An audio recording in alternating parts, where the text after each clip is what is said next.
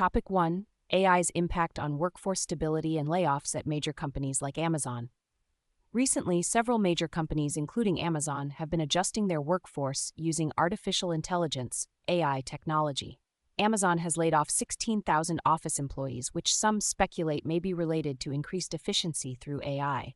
However, Amazon clarified that AI is not the primary cause of most layoffs. Other companies, such as Expedia, Pinterest, and Dow, have also announced workforce adjustments utilizing AI. But there is a lack of clear evidence that AI is the main reason for these layoffs. Economists report that the impact of AI on the labor market is still limited and may only affect specific job categories.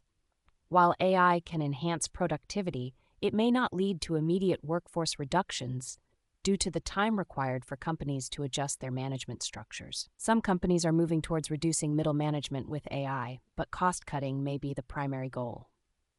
In conclusion, the influence of AI on workforce restructuring remains uncertain, and while companies are attempting to enhance efficiency through AI, it is still too early to attribute layoffs primarily to AI. Topic 2: Potential appointment of Kevin Warsh as Federal Reserve Chief and its implications. President Donald Trump has nominated Kevin Warsh as the chair of the Fed, sparking various discussions regarding financial markets and economic policy. Warsh, a former Fed governor known for his hawkish stance on inflation and preference for high interest rates, has recently advocated for rate cuts due to productivity increases and the AI boom. His nomination somewhat contradicts Trump's desire for lower rates, as Warsh argues that he could create room for rate cuts through the Fed's balance sheet reduction, potentially leading to higher long-term rates. Warsh's nomination has significantly impacted precious metals markets, with gold and silver prices plummeting amid concerns over the Fed's loss of independence. Trump has described Warsh as a central casting figure and has positively evaluated his nomination, but it remains uncertain what policies Warsh would pursue as Fed chair. His approach to interest rates, whether to push for cuts or maintain them to curb inflation, will depend on his policy direction.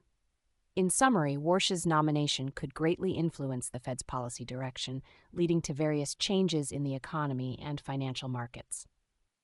Topic 3: Corporate America's response to social issues following recent killings in Minnesota.